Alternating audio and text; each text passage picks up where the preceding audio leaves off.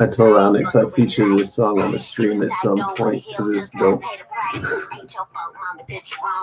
Daddy left you all alone. Caught up in your cycle, turns your family to your rival, turns your woman to your bitch, brother to your nigga, chasing out the big. Seems so familiar. Yeah, same project, different city, same bitch with a different pretty. Fools go where the fools go when the truth told is you down with it. Know some kings that are frown with it. Need to keep more around with it. Rain, they say a pour, that's the perfect time you get your crown. Healing is your power. Trapping is this game. Funny how when you want shit to change, they want to keep it just the same. Sipping hard, sipping right now. Everybody know the vibe low. Got you way down, way down. Yeah, we high, getting high now. Tell these niggas that it's time to fly. Get the fuck down, down. Sipping hard, sipping right now. Everybody know the vibe low. Got you way down, getting high, yeah, we high now. Tell these niggas that it's time to fly. Tell them right now. See me on the right, above my ancestors who give me this right. If we do this right, we can heal the whole nation. Antennas high, healing from indoctrination. They got you switching places, it's my manipulation. You think you save a lot, but you just gave up all your rations. It's clear that you do what they ask, like get caught in the blast, and it ain't no looking back. Coming to before your ass, not supreme enough to exist what the carbon pass. So you create history, confusing the masses. Let's establish, disconnected from the savage. These savages, only averages I run. Sipping hard, sipping right now. Everybody know the vibe low. Got you way down, way down. Yeah, we high, getting high now. Tell these niggas that it's time to fly. Get the fuck down, down. Sipping hard, sipping right now. Everybody know the vibe low. Got you way down, now. Getting high, yeah, we high now. Tell these niggas that it's time to fly. Tell them right now. Had to roll the dice. Come but fucking with your life. And you the type don't wanna heal, just gotta pay the price. You the type don't wanna heal, just gotta pay the price. You the type don't wanna heal, just gotta pay the price. Okay, well, that's pretty dope. Oh man, Earth Day turn up. That's what's up though. Sorry for the previous technical difficulties. We are back. I can see the chat once again. We are reading Adventures in the Multiverse, my personal contribution to the zeitgeist thus far. That I wrote and edited myself. I honestly kind of rushed at the end, and I probably shouldn't have, because I'm seeing a couple of grammatical errors that I still missed, even with extensive editing. But we're cool. Because it's my birthday. It's my birthday. Okay. But shouts out against the world. Gee, don't watch, continue. Dog Rose. Shouts out to the American Odyssey Discord group and also the alternate r/alternate history hub Discord group, holding it down for the very, very literate and learned amongst us. Yes. Who am I kidding? It's 90% just jokes. But that's why we love it. Anyway, we are on chapter 2, Electric Boogaloo. I stepped through the portal and immediately felt the shock he was talking about. It really could only be described as a jolt, a sudden rush of some kind of amazing, vaguely defined energy coursing through every single one of my vertebrae. The counter-jolt device created some kind of force field that shot out of my hands and feet. My heart raced. My eyes were open the entire time, but I could only see the blinding bright light. And as quickly as it started, my trip was over.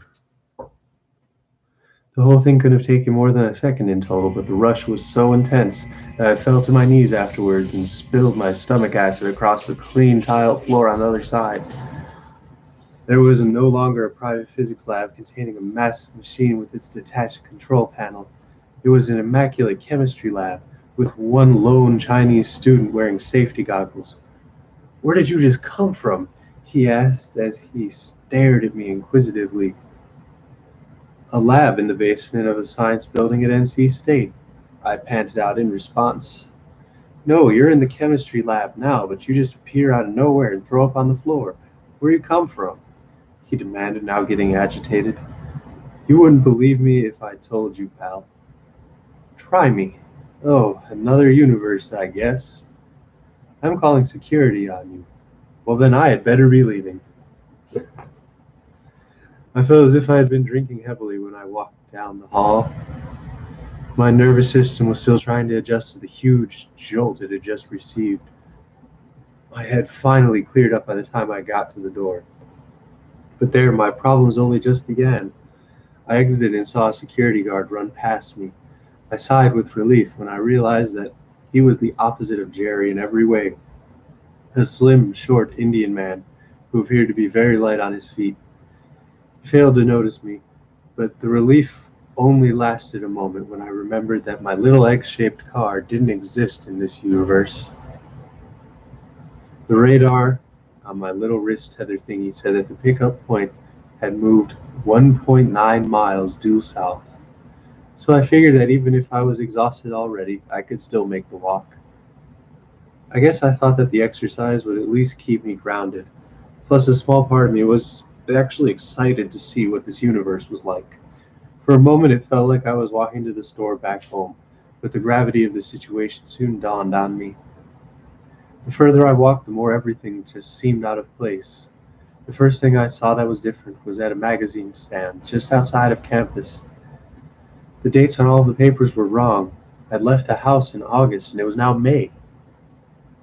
The stand was closed and all of the papers and magazines were locked behind plexiglass, but I was still surprisingly informed from this brief visit. The front pages of a few different sources painted a vivid picture of just how much different this world was. Police were causing riots, there was a massacre a week prior in the local grocery store, and everywhere I went, people seemed like they were mad about something. It was like the more I walked into the universe, the worse it seemed to me. Raleigh was still pretty and historic, but in this universe it seemed to have been quite a bit more violent. I walked past three guys taking turns kicking a man on the ground. I didn't say or do anything. People spoke worse, dressed worse. Most of them were stinky too. I wondered what I looked like in this universe and became a little bit sad. But I couldn't stop wondering. Some part of me just knew that there was another version of me living a life completely different from the one I'd always known. Soon I realized that the pickup point had moved even farther away. It was strange, but I knew immediately that I had no time to lose. I began to jog toward the source of the signal. I saw it more. My bad. I saw it move just a little bit more, and I broke into a full run. I had only about 2 minutes to spare when I ran into the gas station where the signal was coming from. It was 11:29, and the signal was coming from the large gas station's bathroom. Torrents of rain began to fall as soon as I entered the sliding glass doors. I walked to the back of the store and noticed the men's room was locked. I pounded on the door. "Hold your horses there, fella," the man inside answered loudly. "I'm just finishing up a round of spare ribs, and I need my time." "Sir, you don't understand," I shouted back. "If you don't get out of that bathroom in 45 seconds, you'll be killed by electromagnetic energy." He laughed loudly on the other side. "Electrode magnetic energy. Woo-wee, that boy done lost his mind." I pounded on the door again. I only had 30 seconds left to get this man out of the single restroom. The small, chubby brunette who was at the counter had already begun making her way toward me, and I wasn't sure what to do. That's when I began throwing my shoulder into the door, frantically trying to break it down. "Boy, if you don't quit that shit, I'm gonna whoop your ass when I get out of here," the man inside shouted at me.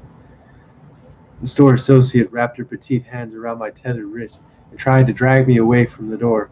The man inside was loudly farting and shouting obscenities at me. I saw the time and knew I was too late. 11:31 p.m. The man flushed the toilet and I heard a blood-curdling scream. The woman let go of my arm and stood there for a moment in horror. When she finally opened the door, there was not a trace left of him, except for the few droplets of blood. Professor Jones now had a corpse in his lab, and I was stuck in another plane of existence. Dun dun dun. Thank you so much to whoever keep tuning in this whole time. I've seen a few of y'all just been here the whole time, and I love it. Um, Definitely want to show some more love to, again, this is World G. We're probably doing a stream at his house later with him and Wheezy. Also on the upcoming itinerary, as I mentioned prior to accidentally ending the previous video, I'm going to be reading Cody Franklin's The Atlantropa articles to celebrate cancer season, because we have to do a literature cancer stream aside from just the impromptu unofficial audiobook. Ah, yes. Shouts out the Discord people, and shouts out the YouTube people, and shouts out the Instagram people. One love, y'all. Chapter 3, Until Proven Innocent. The store clerk screamed and cried hysterically. She couldn't be reasoned with. I ran as fast as I could. I mean, how do you explain the multiverse as a cause of death? I knew that the woman was traumatized since a large man had literally just disappeared from a room with no windows. She would call the cops as soon as she came to her senses. I ran out the store as fast as I could and into a residential neighborhood in between some newer houses when I saw the police go by. They were heading right in the direction I had come from, no doubt. I cut between a number of the houses and dropped to the ground in between a couple of well-kept homes with no windows on the sides. The neighborhood wasn't much different back home, but that was the last thing on my mind at the time. I lay down right there on the ground, thinking, am I stuck here now?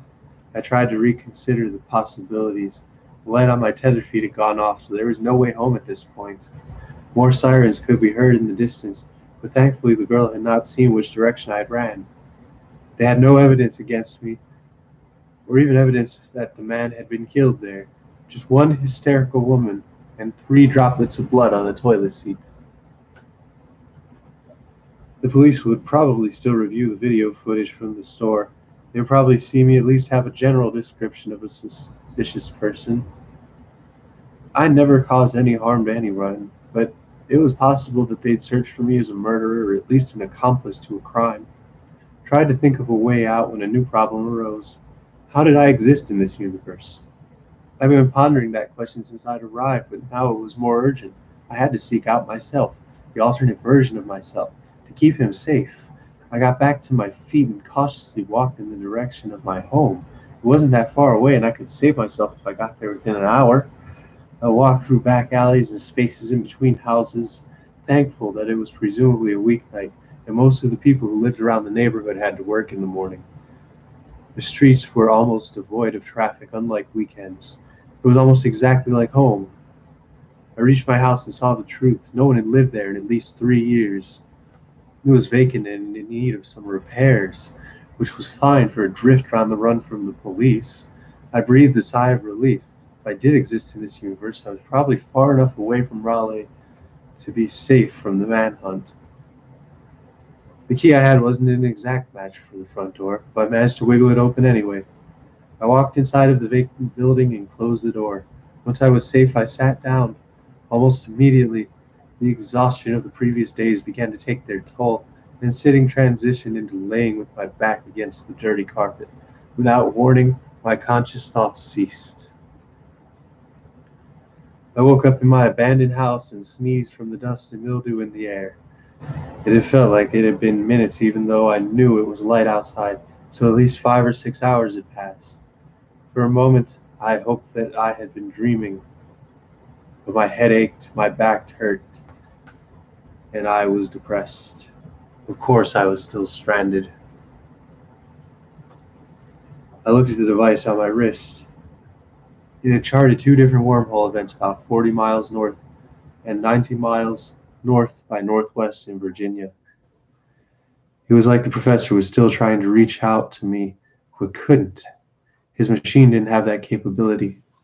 The weird thing was that it seemed to me like the wormholes were heading towards Cincinnati, but I had to get more information before I made that trip. This tiny touchscreen device would be my savior, but at the time I was only going off of my own intuition. The device had a 200-mile range, and my gut was already telling me to go just over 500 miles away. I stared at the screen of the tether feed device in my disbelief. I guess it made some kind of weird cosmic sense to me. Even if the professor and I didn't exist in this universe, surely someone I knew in my home world would have some answers. Even now, I cannot say what convinced me that chartering a bus was the right move, but the professor had made it clear from the beginning that I was supposed to follow the tether feed. I knew what I had to do. I walked to the Greyhound station and saw something startling in the news. They were running a story on a possible homicide at the gas station I was at last night. It was right about the police having no evidence, but at the same time, they had decent video footage to work with. In times like these, I hate it when I'm right. The picture was grainy, but my shaggy appearance gives me away every time. I casually walked up to the purchase window and waited in the line as I watched the news segment. Unusual weather events had stretched out from an inverted crescent across the eastern side of the national map, with the most powerful events corresponding with the locations of the wormholes according to the data on my tether feed. The crescent's tips touched the exact centers of Raleigh and Cincinnati. My gut was obviously right. I bought a ticket to Cincinnati. Turns out that thankfully Ulysses S. Grant is on their $50 bill too, or at least 50s printed before a certain date. I sat down on a bench near a TV, spoke to no one. I was determined to think of a way out of this mess, even though I knew deep down that it was beyond my control. We all boarded the bus about 10 minutes later than the time on the tickets. I fell asleep once the bus hit the city limits and slept deeply for a little bit longer than 2 hours when I was awakened by a shrill beeping. The bus had actually driven past a wormhole in the mountains of Virginia, but at the time I was too groggy to notice. When I got up to a rest area and saw that the wormhole was 50 miles behind the bus, I had to excuse myself from the crowd. I walked back into the woods away and began to scream at the top of my lungs. God damn fucking shit, fuck! I shouted as loudly as I possibly could. It wasn't even noon, and I'd already given up hope of accomplishing anything that day.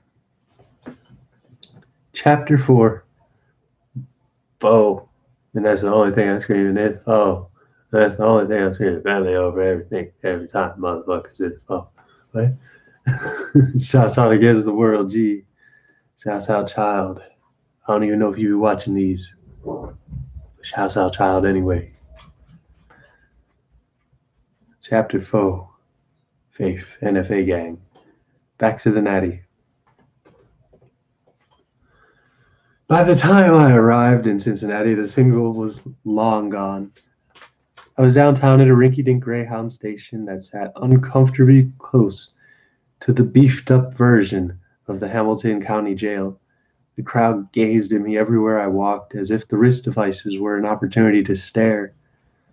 I took them off quickly at the sight of a mounted officer, certain that the oddly futuristic devices, even in my universe, could draw his unwanted attention. I slid them in my pockets and walked to the first thing I could think of, a taxi. I wanted to see the one person I felt would be rational enough in this universe to assist me in finding answers, Professor Jones's nephew. Stanley Williams was a friend I had when I went to college, with who lived up in Cleveland. For some reason, I knew that the Slim Drive would still be there in his genuinely nice Centurion house. When I got there, however, the place had been burned down. I gave the driver a few more dollars to take me to Stanley's parents. Their house sat on the side of the hill that overlooked the city. When I got there, the neighborhood was considerably worse for wear. I saw Stanley sitting on his porch, and he called out to me, Jason. He had always called me by my real name and not Shaggy or JJ like almost everyone else I come in contact with. It was the same here. He sat on his front porch we had smoked spliffs on in college and called out to me like I had just seen him a few weeks ago. Stanley? I said, back with a confused look on my face. He approached me with a smile, but soon his look of confusion matched mine. Is something wrong? He asked. You wouldn't believe me if I told you, I replied. Try me, he countered. Well, I just came from another universe where I'm friends with one of the world's top researchers in the multiverse theory. He sent me here thinking that he had the technology to stabilize a wormhole long enough for me to make observations about this universe and safely come back. But I'm the first man to ever do it, and he only tested it on rats before, for a few seconds at a time, too. So, so you're stuck in this universe, says Stanley immediately. It was weird how he had the uncanny ability to grasp things that other people would never catch on to. Undoubtedly, he was still too quick-witted to believe my story right away. Shouts out Octawave. What's up, Octawave? I have proof. I took the wrist cuffs out of my pocket and showed him. They were a good 2 inches long and a quarter of an inch thick. The tether feed was attached to the left cuff still, and still had nothing on the screen. I looked them over. These look like a movie prop, he stated, but then he looked a little bit closer. Except that the tiny electrodes underneath look like they emit some kind of charge. It's a countercharge device. You can understand why I'm still a skeptic, right? He asked. Yes, but you have to believe me. He looked me over. You know, you look rough, but I actually haven't seen you this clear-eyed in years. In fact, your hair has a lot less length, too. The you I know would never have worn khakis either. Strange as it seems, I believe you. His statement shocked me a little bit, but I took it for face value. He pulled out a spliff, which was weird to me since I thought he had quit when he got that job at the law firm downtown. He lit up and allowed the vapors to penetrate his lungs. I thought your job drug tested, I asked. I sell weed and you're one of my clientele, he replied. You work in a law firm in the Carew Tower. I work in my dad's house selling weed. That's cool with your mom? She hasn't lived here since you've known me. How much do I smoke? As much as you want, you sell it. I was definitely surprised. I'd smoked in college. I mean, who didn't? But he was trying to tell me that I made my living selling the stuff. Am I at least good at it? Well. Oh man, I gotta. I need a better chair. And so, with my newfound knowledge, I sat down next to my friend, somehow even more defeated than when the day began. It was strange knowing things about myself in this alternate existence. I couldn't help but hate knowing how mediocre of a life this other me had lived. I almost wish I could help myself in some way, but I'm worried that even saying this much has caused you to already have some kind of damage to this plane of existence. I don't see any damage, he pointed out. You should seek yourself out. You help him do right by himself and his little girlfriend. I think it's God's will bringing you here, and maybe once you've helped yourself, you'll deserve that Nobel Prize he was talking about. Stanley's wisdom made sense to me. He explained that I was living about 20 minutes from his house. He would give me a ride if I broke one of the Andrew Jackson bills I had for his gas. I was running low on money, but I was certain that I had enough to accomplish my goal of getting back. As we arrived on Beachmont Avenue, Stanley whipped his car off the highway and off to the left. He slid into the parking lot of an apartment complex that wasn't even nice in my plane of existence. Like many things, it was even worse here. He pulled to the back to an overflow parking area when his car finally came to a stop next to a beat-up old slider. Here you are, he pointed to the other car. I looked in the window and what did I see? It was the alternate version of me. My hair was nearly twice as long. I was stronger and looked somewhat slimmer, and I had a nasty looking beard. My windows were down and I could smell myself stink like I hadn't showered in a week. To top it all off, I was lazily lying in this car, smoking up all of my income. Oh man. But yes, before we start getting into why this is actually truly a what's it called? Anthology. I don't know why I had to think of that word. I literally wrote the damn thing. But before we start getting into why this is actually an anthology, um, just want to give another huge shout out to Against the World.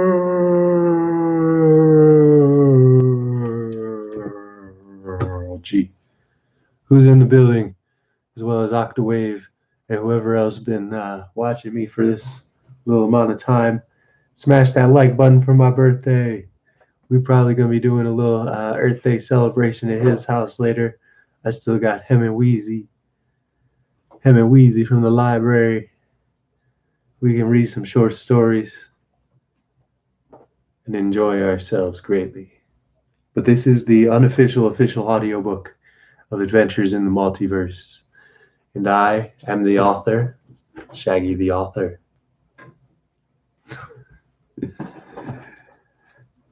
And this is Chapter 5, A Change in Perspectives. I probably could have came up with a more creative chapter title, but you'll understand why I called it that. So here I was just lying in my car when all of a sudden I just pop up out of nowhere. Now I know what you're thinking. What the fuck is dude doing? Talking to himself? Nope. I mean, some kind of soft, weaker version of myself from another dimension just showed up looking like he was some kind of lick. He was wearing clean khakis, a button up dress shirt, and some shoes I wouldn't be caught dead wearing. I posted there, waiting for some people with a need for my weed, when he just showed up out of nowhere. I'm you, but I'm not you. He even spoke like a little weenie.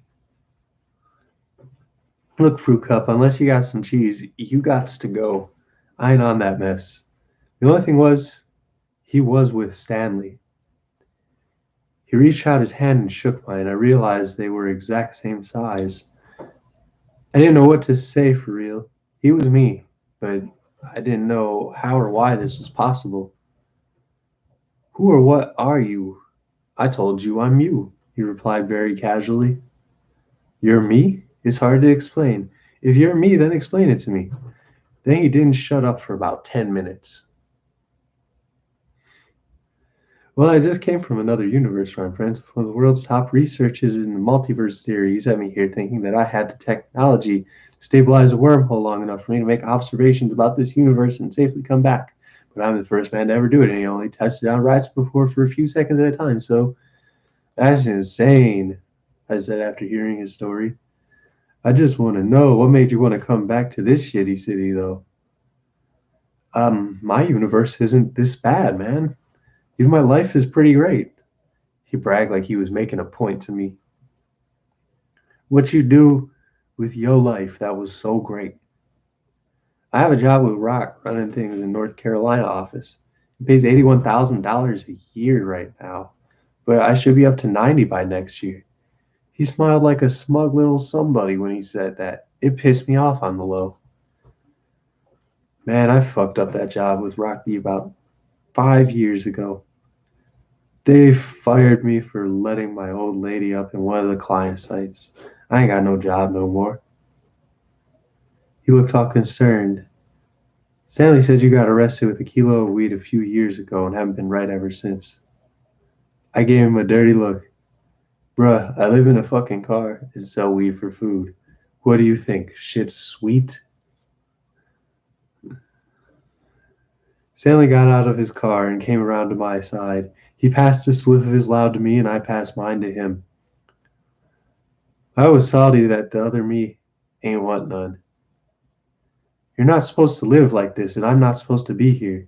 He stepped back and looked me dead in my eyes. He had my full attention. I want to help you, but only if you can help me.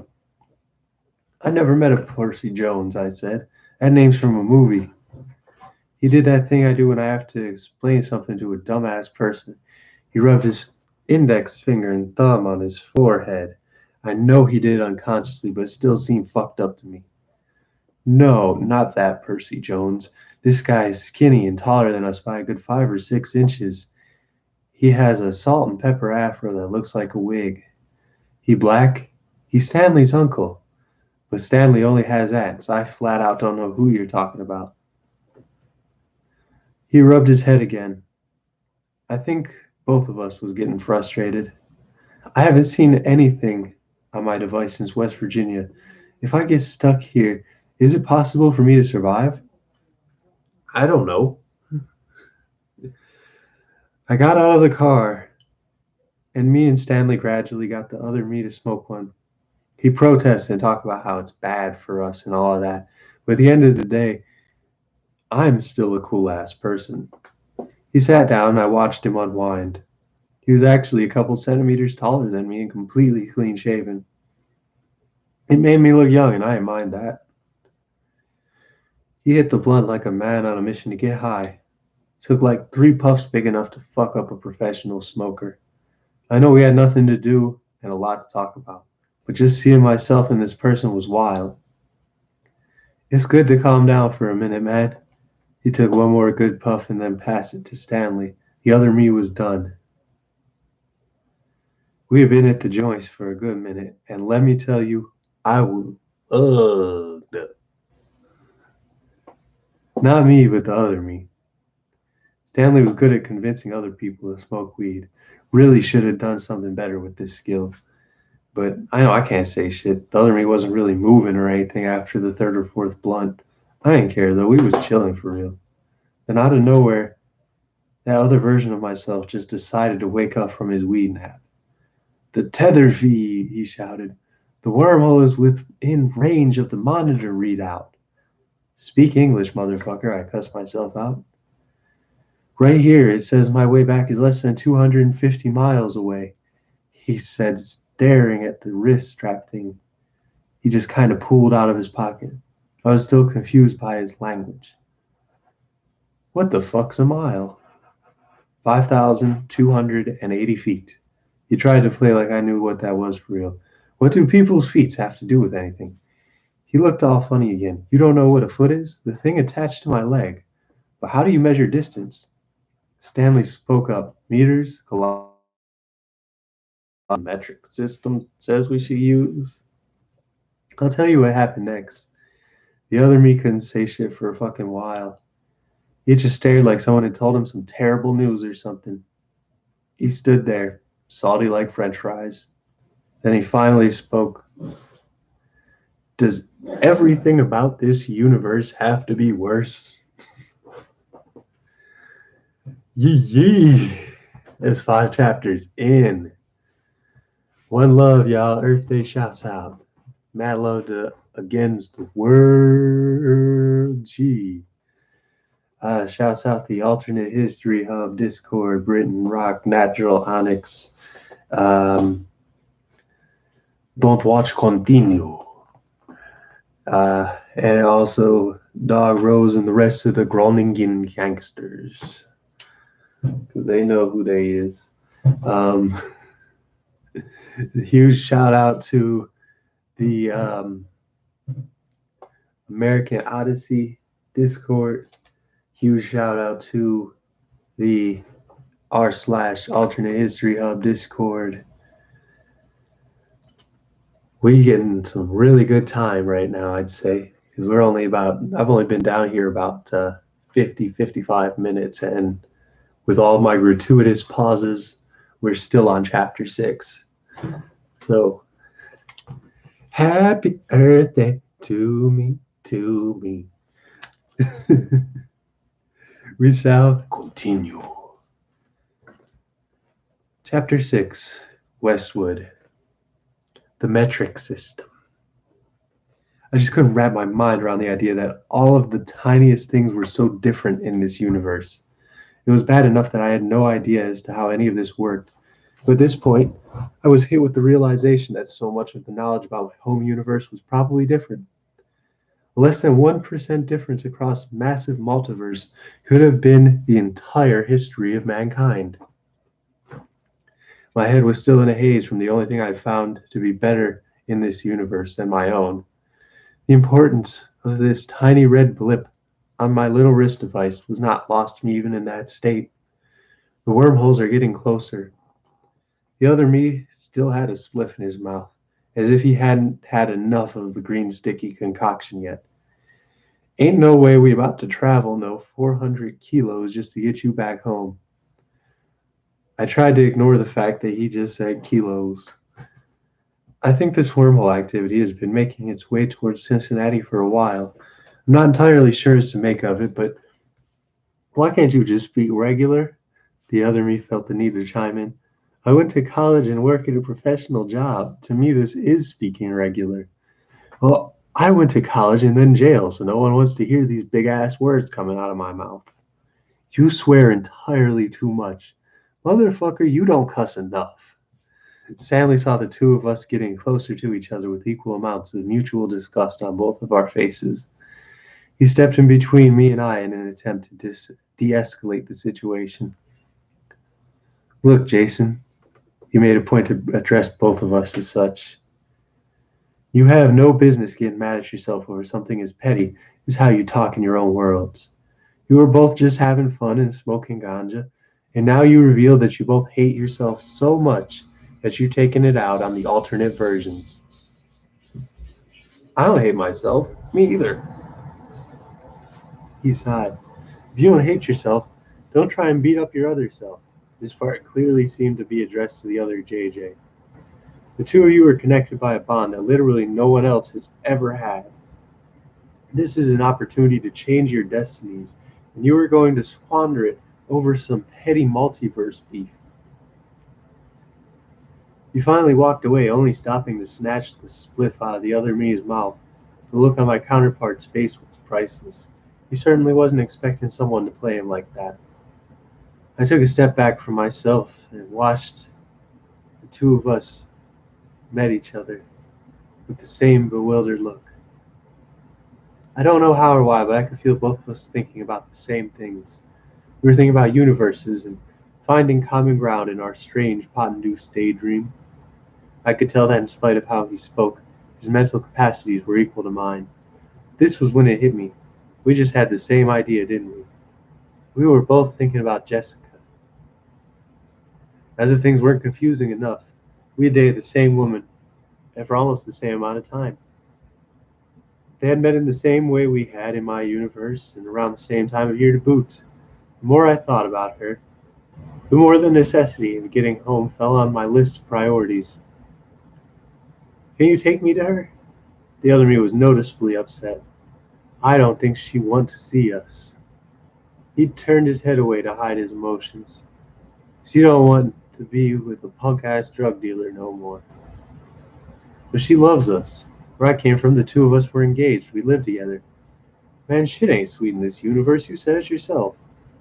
He looked back to me with the same thuggish expression he had on when I introduced myself. She stood by my side when the boys caught me with that key. She visited me when I did 6 months in county lockup. She helped me find a spot to stay in when my parents wouldn't let me come back home. She actually paid my rent 1 month because I smoked too much of my trees with her instead of smelling them. But at the end of the day, I can't keep a job and I'm a broke ass dude with a record who live in his car. That ain't exactly husband material. The exposition upset me. It also seemed to be hard for the other me to confess to all of this. I had no criminal record. I had a good job with full benefits. Every time I disappointed myself in life, it had been far pettier than any of this. So how was I supposed to help this me? Do you know where she stays now? Yeah, she stays in Westwood. He answered me with a look of uncertainty and then paused for a second before continuing to say, but you know how she cut people off and then don't be talking to them ever again. I glared at him. She only does that to people who do wrong by her. Then maybe she's not as petty in your universe. Stanley had no interest in going all the way to Westwood, even for the money I offered him. He had friends nearby and errands he needed to run. The other JJ had literally no gas in his car, so we rode with Stanley to the gas station and bought enough to fill a 5-gallon can. He also claimed that he needed a quart of oil and a brown and wild cigar for the ride. We put the oil and gas in JJ's car and it started, so Stanley knew it was okay to go about his business. We all drove off in our separate ways. It took a good 30 minutes to reach the apartment complex in this neighborhood. Again, it was much worse than back home, and again I felt upset for someone's counterpart here. We pulled the old car into the parking lot of her complex. I became a little bit nauseated. There were strange odors in the air, not just weed smell, but the smell of people smoking other things as well. At home, Westwood was known for its bountiful trees. Here, there was limited forestation, and the air quality was suffering because of it. Two junkies were squabbling over needles on the opposite ends of the lot from us. Directly in front of us, a man with one leg scooted around in a wheelchair and fed pigeons. An old man with crazy eyes wearing tattered clothes stumbled up to the driver's side door, where the other JJ was greeted with a knife. "Yous is in the wrong fucking place, boys." "Zeke, if you don't get that out of my fucking face right now, I will go ham," my counterpart responded. "How you know my name?" This Zeke guy was clearly not in the right state of mind. His eyes were bright red and bulging out of his head with tiny pinpoint pupils that seemed to point in opposite directions. "I lived in this building 3 months ago, you stupid fuck. The last time you did this I broke a bottle on your head and you bled out everywhere." Zeke proceeded to get angry. I started to become fearful. Then Zeke suddenly tried to ram his knife into my counterpart's throat. The other JJ intercepted Zeke's stabbing motion with one hand and quickly used his other to push the man's elbow the wrong way. Zeke probably couldn't feel his arm pop out of place, but he certainly couldn't hold on to the knife. It dropped harmlessly onto the floor mat. I wanted to scream when I saw Zeke try to hit JJ with his broken arm. JJ leapt out of the car and punched Zeke hard enough for the old crackhead to hit the ground. The other JJ stood by his side for a moment until the intoxicated man finally regained consciousness. As soon as he woke up and realized the amount of pain he was already in, the old head ran away as fast as he could. The other JJ was left unscathed. I felt a mixture of pride and shame at watching myself beat up someone like that. I knew my own abilities were adequate, but the sheer strength and skill possessed by this other me was incredible. He could have taken on 3 or 4 people at a time without much effort. He then motioned for me to get out of the car.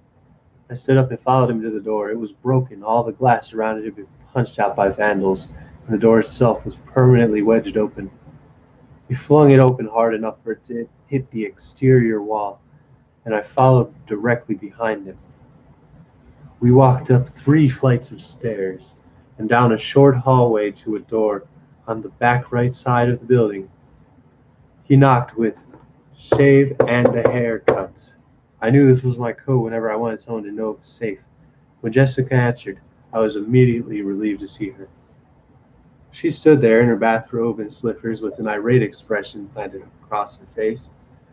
She was a good bit skinnier in this universe, but possessed all of the same features. She was still the woman I had fallen in love with, a petite, medium-skinned black woman with pouty lips and big, pretty eyes. Her posterior was curvaceous. Perfect. In my still mostly intoxicated state, I grabbed her and pulled her close to me. She didn't scream, she didn't struggle, but my unwelcomed attempt at affection earned me a solid slap in the face. I backed up with my left cheek now bright red. I'm certain I was grinning. The other me was visibly upset with my actions, but that was understandable. It took a long and awkward moment before she broke her silence and spoke to my longer-haired counterpart. "Since when is it 2 of you?" Oh man, chapter 7. We on chapter 7 already. It's a good day. It's a good day to read. Every day is a good day to read. Shouts out against the world. Gee. We will probably be doing a Hemingway stream at his house later. Shouts out Don't watch continued Dog Rose Octawave. Shout out my sister who has her birthday in 2 days. You two people, we gang in this. Let me just take a minute. Oh god. Ah, oh no. Uh, Give me 2 seconds, guys. Oh, here we go.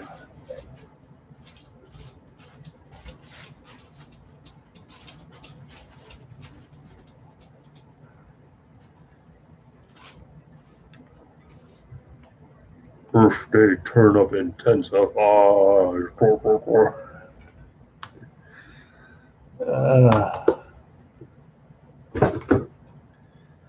I hope you guys, anyone who notices me, notices that there's a lot of distinct personality differences between me and Jason James. Because that is intentional, that is not me, that is a fictional character. And personally, going back and reading through this, I'm actually very glad that I did that. Because it's very hacky to give him too many of your traits. I was just a little bit worried that I might have given Jason too many of my traits when I was first writing this, but those fears have been proven unfounded thus far. He's only got a few of them and a nickname.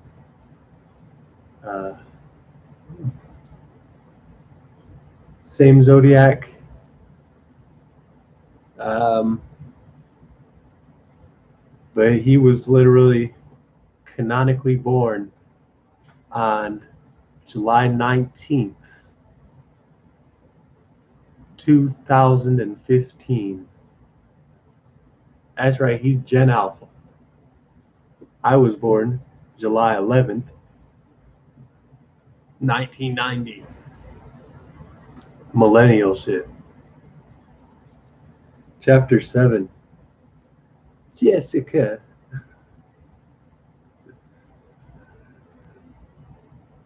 She stared at us, our very existence an anomaly.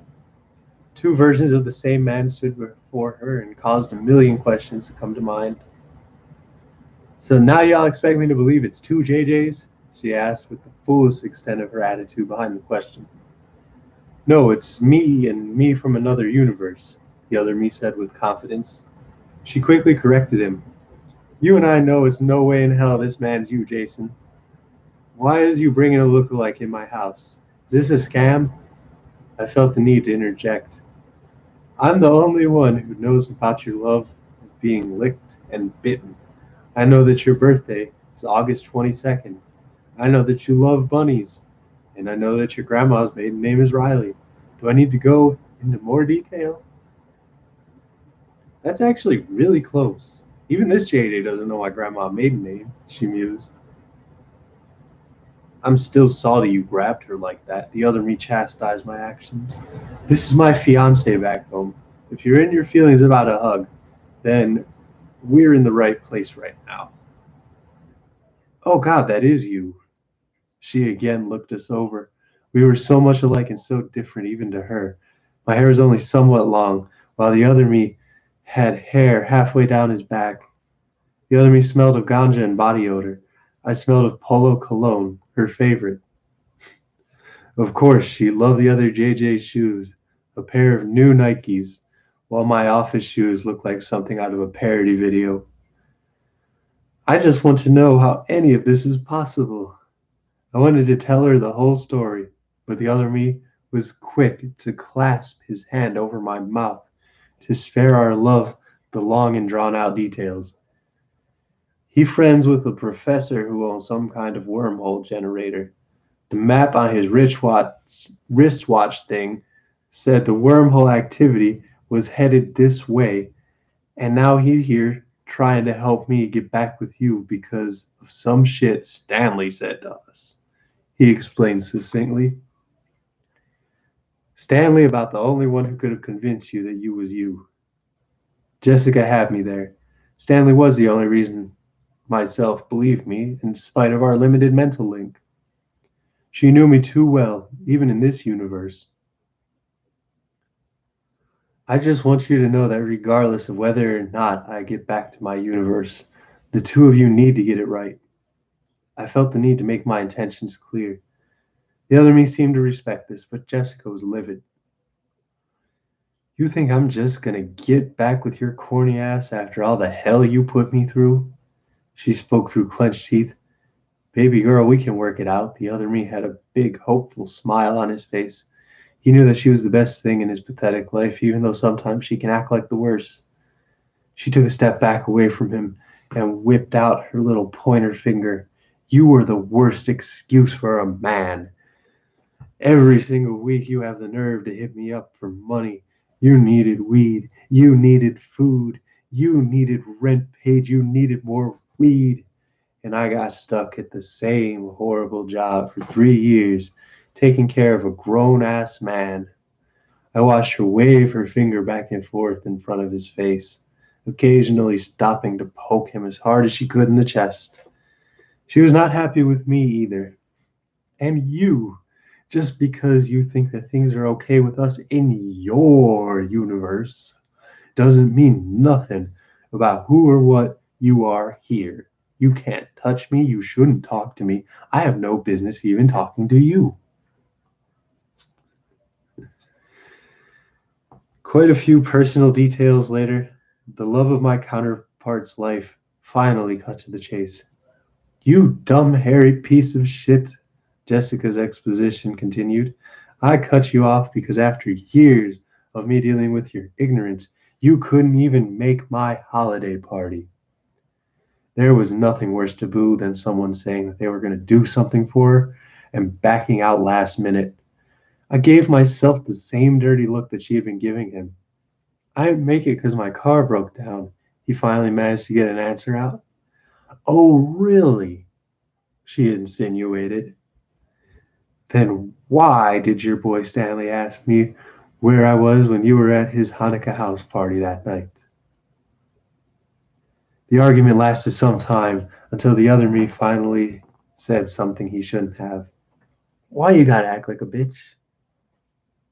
Chivy noted that even in my universe, she was not a fan of being called out of her name. To a certain extent, I recognized the outburst that followed.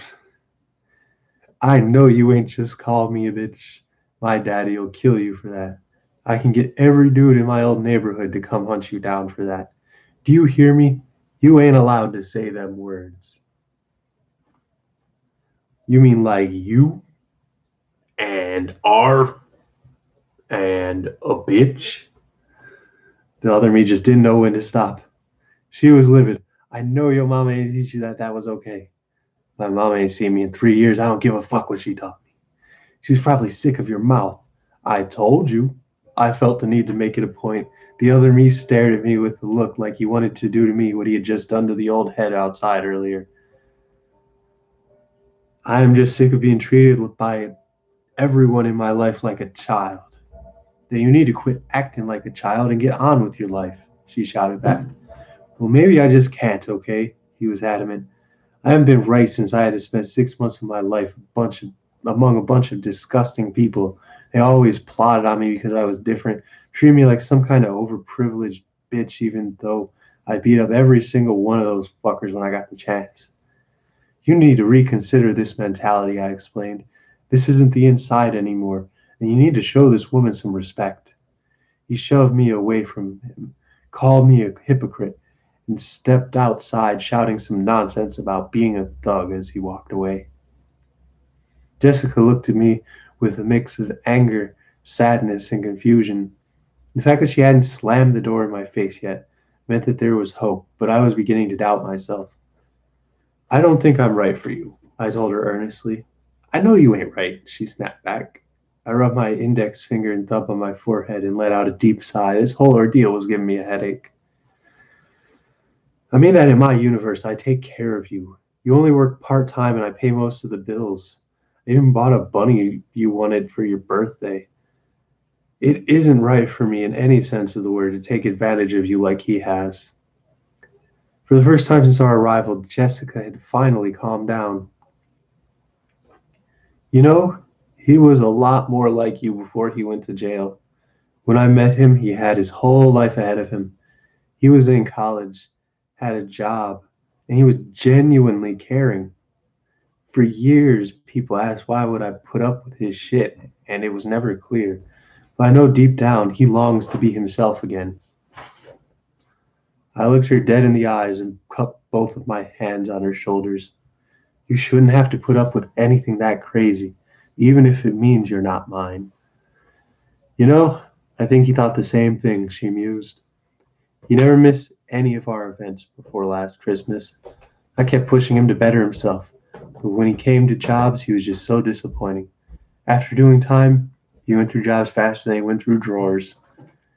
He was so insistent on thug life that after a while he forgot who he was. He knew the grief it caused me, and it must have left and he must have left me alone thinking that I would do better for myself. Did you do better for yourself? What do you think? I wouldn't know because I didn't exist here until last night. Well, you see where I'm living. What am I doing in your world?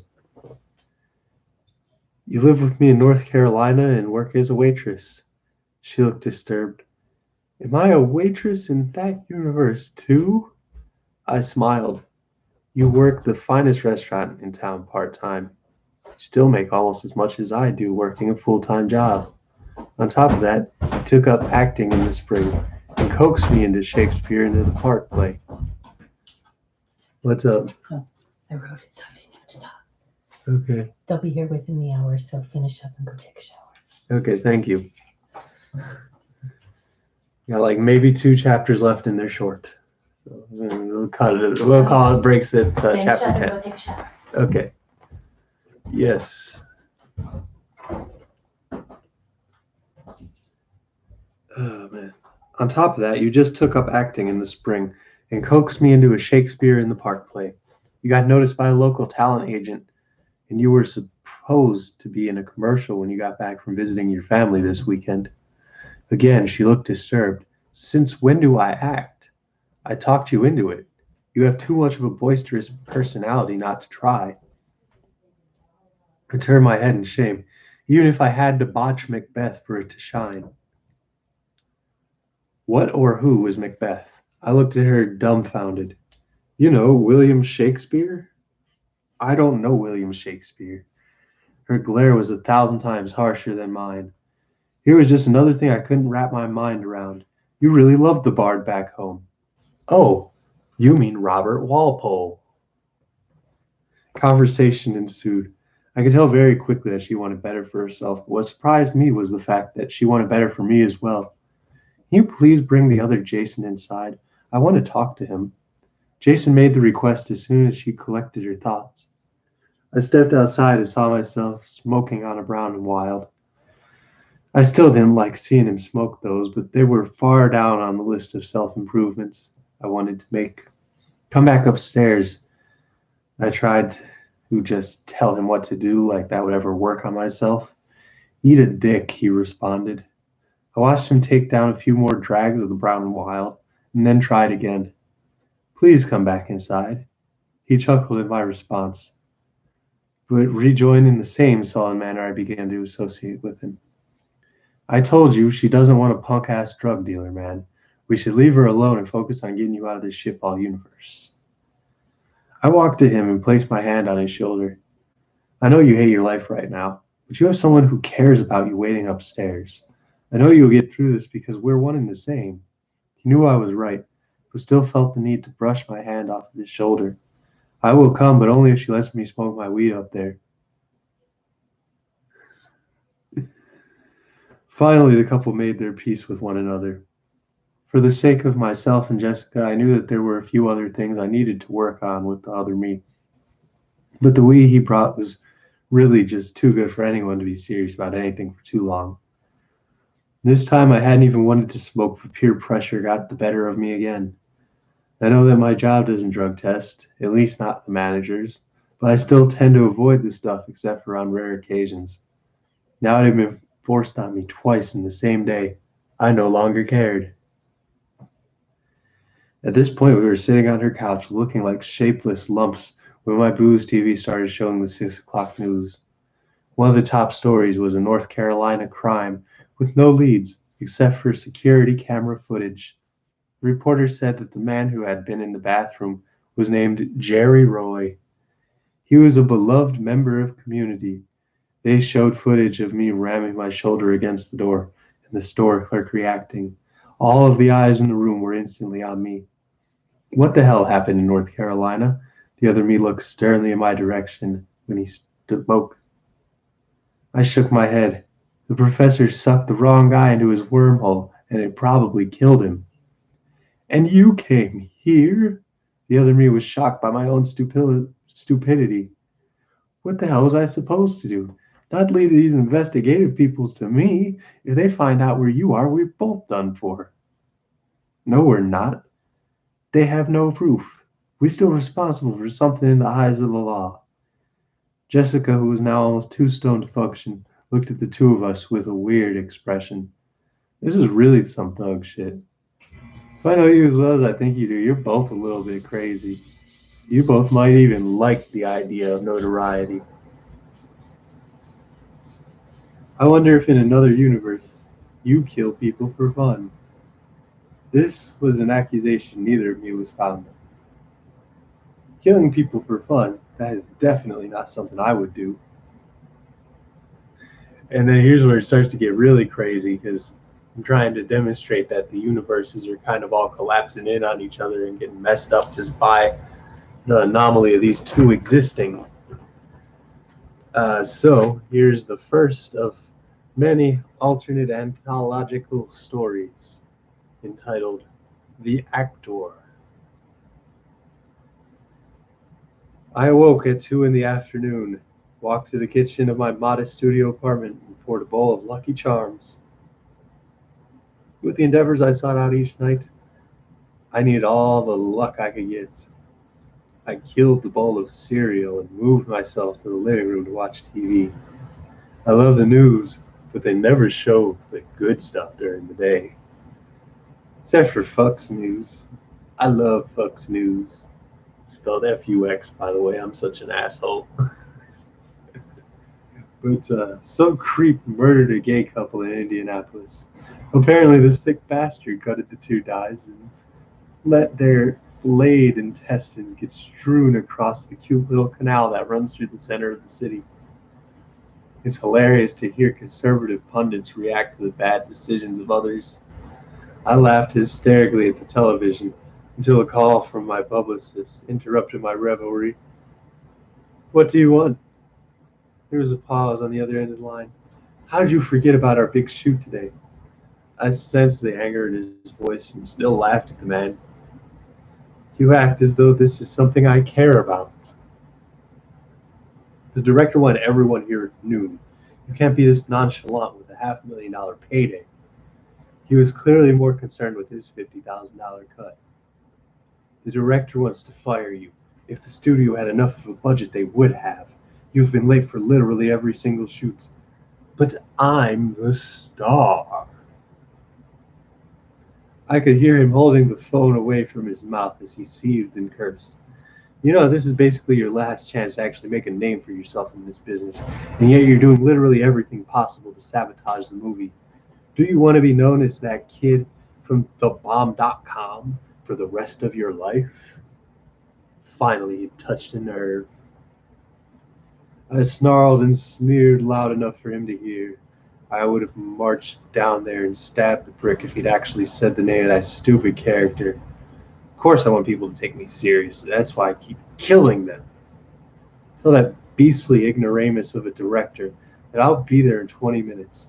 If he replaces me, I'll slice off his nuts. And there was silence on the other end.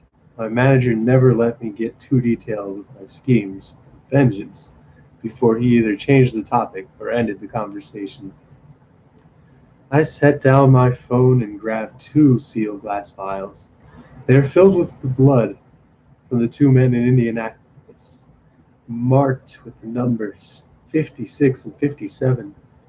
I carry them to a drawer where the blood of several others had been neatly placed in an off-white tray with individual little slots to hold the samples. I marveled at these with pride before I got ready for work. It's still hilarious to me that my first real acting job in years was portraying a serial killer on a movie. Unlike most childhood TV stars, I never really needed to resort to drugs and alcohol. In fact, I even did a pretty good job investing my earnings over the years. Of course, being typecast as one of the three nerdy boys on that TV show has kept my options very limited. Jonathan and Martine never really found work aside from getting paid to do a reunion special, but I was at least able to branch out into cameos at the time. I don't think I'll ever comprehend what made me snap. I really have had quite an easy life, but I've always craved the limelight. Yes, that same recognition that makes me want to eliminate people. I've always hated when people called me names on the online forums, so maybe that's what set me off. Every single victim had wronged me in some small way, but they were still never saw their own deaths coming. My activity started when Jonathan committed suicide. I tried to set up a few pages on different websites for him. Trolls went on every single page and tried to allege that I was using my friend's death to make money. They claimed that Jonathan was a drug addict, and later that Jonathan was a homosexual who was ashamed of his relationship with me. Of course, Hollywood is a very gay place, but Jonathan and I had never had that type of relationship. He was a colleague, a confidant, and a genuinely decent person at that. That's why they had to die. I remember the first time I killed someone. What a rush. His name was Bill. And he was one of those morbidly obese trolls who couldn't just be happy with the money he was making as an accountant. He had his life. I would have taken if I had had his life. I'm sorry. I would have taken lavish vacations and eaten nothing but the healthiest of foods. I would have really tried my best to savor every moment in that stupid little existence. But Bill wanted to use his time to eat garbage and make fun of people without leaving his stinky loft. I drove across the country that night, 6 or 7 years ago, but I still remember all the work I had to put into tracing that fat bastard's IP address to figure out his exact location. He lived in a fancy high-rise apartment building, not quite at the top floor, but close.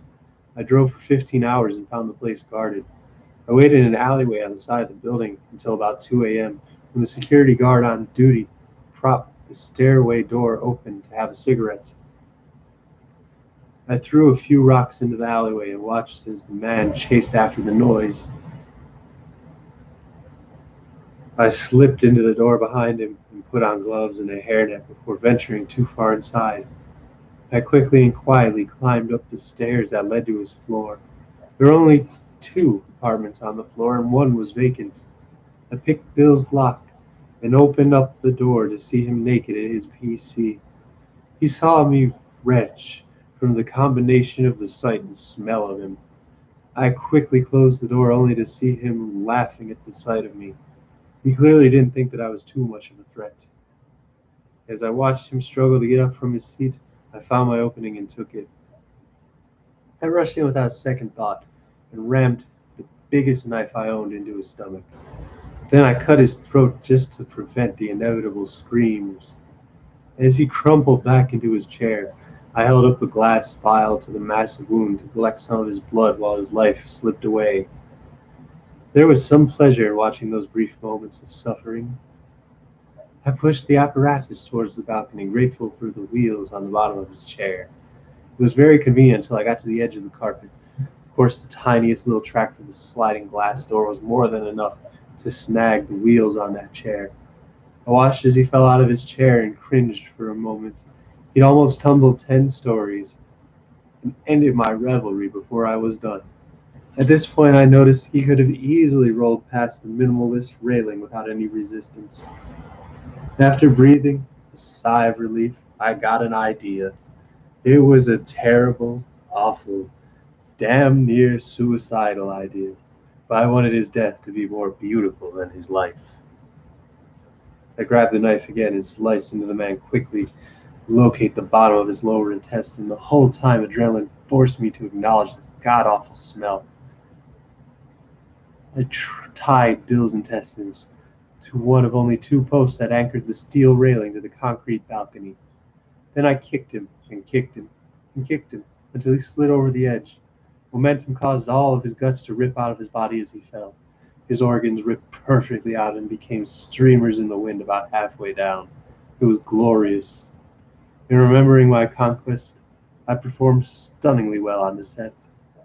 At one point, a few of the crew members applauded a scene I had to act. It was eerily similar to the men in Indianapolis, so much so that I might have gotten a little bit paranoid. I confronted the writer about it in the parking lot after the show. "So, Macy, I was wondering where you got the inspiration for that scene today." She looked at me as if I'd just emerged from under a rock. "I know you've seen stories about that serial killer that keeps popping up." "Serial killer?" I feigned ignorance.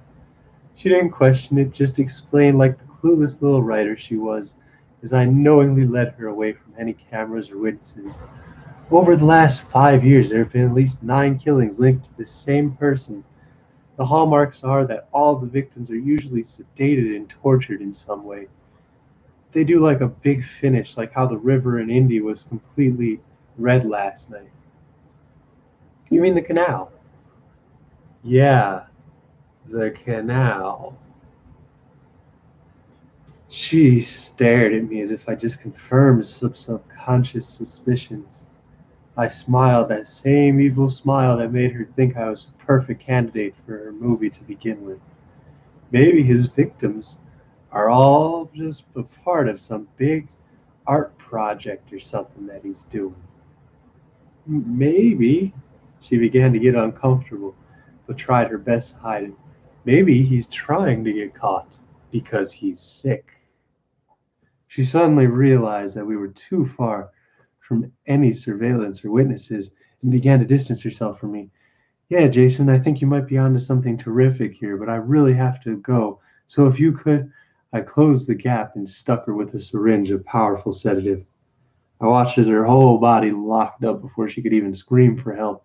She fell to the ground and smashed her head on a decorative rock at the edge of the lot.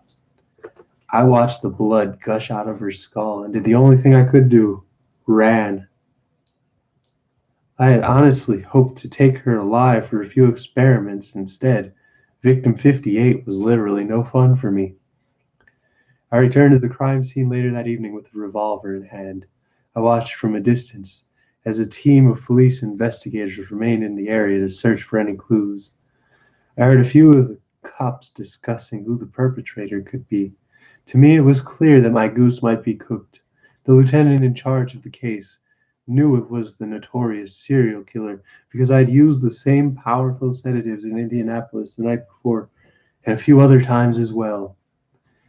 He was going to have them examine the scene. They might still find some DNA. I couldn't allow that. So I waited until he walked behind the set to smoke a cigarette by himself. Without hesitation, I gunned the man down with my .38. He never saw me coming. His team couldn't catch me. I ran away as fast as I could, hoping that there was no footage of myself or any witnesses. Once you kill a cop, you're basically dead, but luck had always been on my side before. I got home and sat down out of breath and gasping. I had unintentionally boosted my kill count from 57 to 59 that day. There were no cameras behind that building.